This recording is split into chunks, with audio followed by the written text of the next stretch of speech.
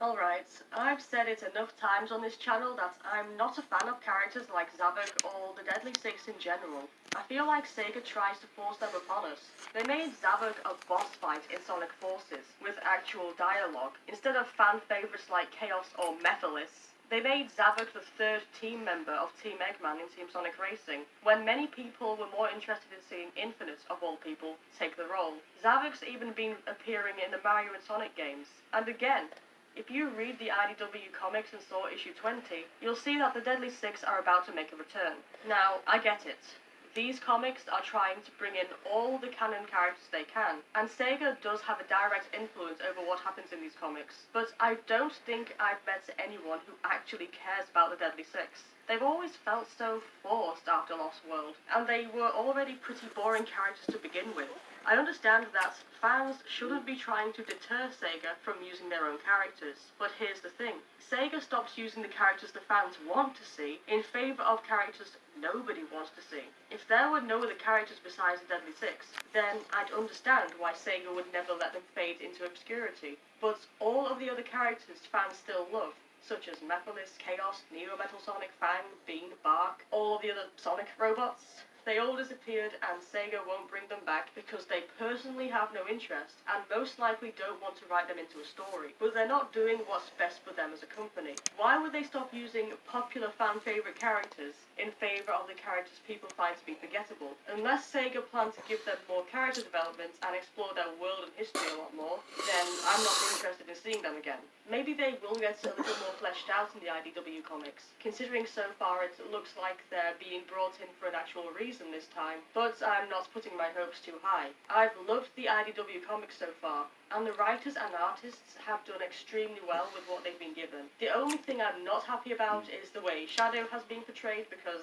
he's become nothing more than someone who is obsessed with being the best. But I saw a post shared on Twitter where someone apparently asked Ian Flynn about Shadow, and in summary, Sega had asked them to write Shadow a certain way, so the original plans they had for him couldn't be used. I can't find the post because it was one of those retweets by someone you don't follow, but someone you do follow had responded to it. But you've got to take my word for it that this is true. I'm not sure how valid the original post was regarding someone talking to Ian Flynn, but again, the validity of that isn't in my control. I'm just bringing it up because to me it sounds believable, and that Sega really did demand Shadow to be written a certain way, which means that Sega has a lot of control over these comics. So it seems to me that they really want the Deadly Six to become relevant again. But I'm not going to blame them entirely for this plot point, because the Deadly Six are modern villains who would have no doubt come into the comics without any influence from Sega. I just hope that Ian Flynn and the other folks working on the IDW comics really make the Deadly Six worth our time.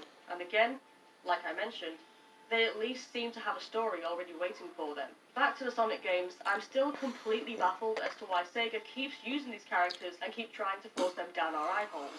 My only few guesses would be that one of the current team members was the one to bring them to life and doesn't want them to be forgotten, or at least there's someone on the team who loves them too much to let the hate devour the characters. Another reason might be because the Deadly Six was something drafted 20 years ago for the cancelled Sonic Extreme game, and they don't want this revived character concept to die. But to me, it seems likely that it's just because these are modern-made characters, and because they already screwed up with them in Lost World, they want to make them relevant again at the same time as improving on them. Yet, they're not actually doing anything to make the characters better. It just seems like they believe the more we see of the Deadly Six, the more we'll like them. But that's not true. In fact, that's the opposite. They knew fans loved Green Hill Zone, but they gave us too much of that, and we lost interest in it. They knew fans liked classic Sonic, but after Sonic Forces, it's really starting to feel like our classic child is being slowly drained of life. They knew fans liked Shadow the Hedgehog, but now he is a worse character than what he originally was in the game he was supposed to die in. So I don't see why Sega would think that giving fans more of characters they don't want would make them like the characters any better. If we're going to believe that these characters are only being included because they are modern villains, unlike Mephiles and Chaos, who are fan favourites but are now irrelevant to the games, then I'm going to have to bring up Infinite again. Infinite was hyped up by Sega themselves. They wanted to have a theme song written for this guy, and the theme song is what they got. A song which probably gave Infinite more character development than the story in Sonic Forces itself. Still, Sega seemed to want us to like that character, and guess what?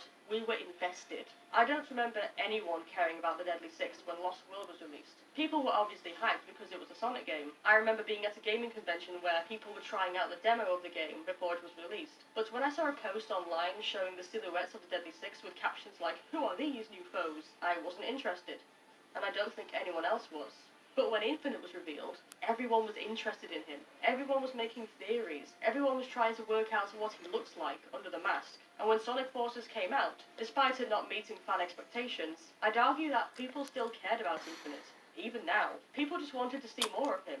So, what do you do when a new character of yours fails in their debut game, but fans still want to see them grow and develop? Forget about them, of course, and remind your fans that you have other characters that need some attention. Seriously, Sega.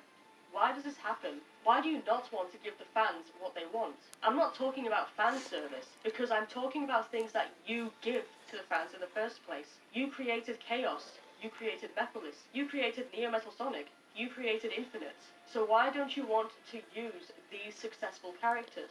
Why do you prefer using the characters that nobody cares about over the characters that were loved?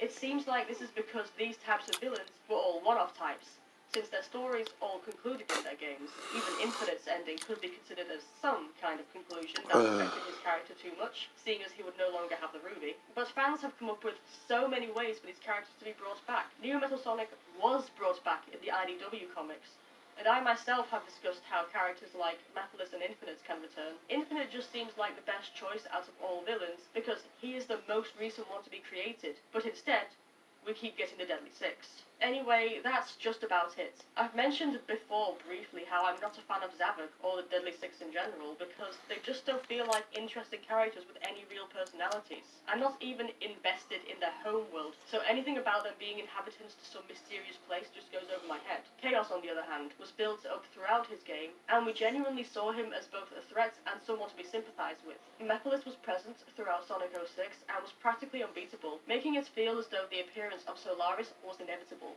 Infinite might not have been an impressive threat, but Sonic Forces at least kind of tried to make him seem like a dangerous person to be near, and he was supposed to be the thing which helped Eggman take over the entire planet.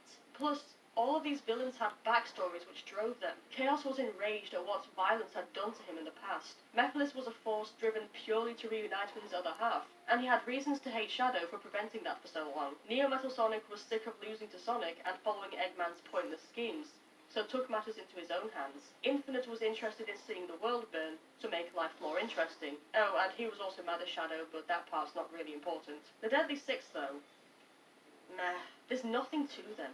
They just exist, and Sega wants to keep reminding us of that without actually giving us a reason to care about them. What do you guys think? Do any of you actually like the Deadly Six? Obviously, the comics are different because I'm sure they'll be written in a more interesting way. But what about the games? Do you really want to see them come back? Or would you prefer to see different villains make comebacks into games? Maybe you even want a new villain which is interesting. As always, I love hearing your thoughts. And don't forget to join my Discord server and follow me on Twitter because, hey, I have social media too. Also, I apologise if I sound weird in this video. I don't feel well because it's that time of year, so get used to it. Anyway, I'm Lord Danny, signing out.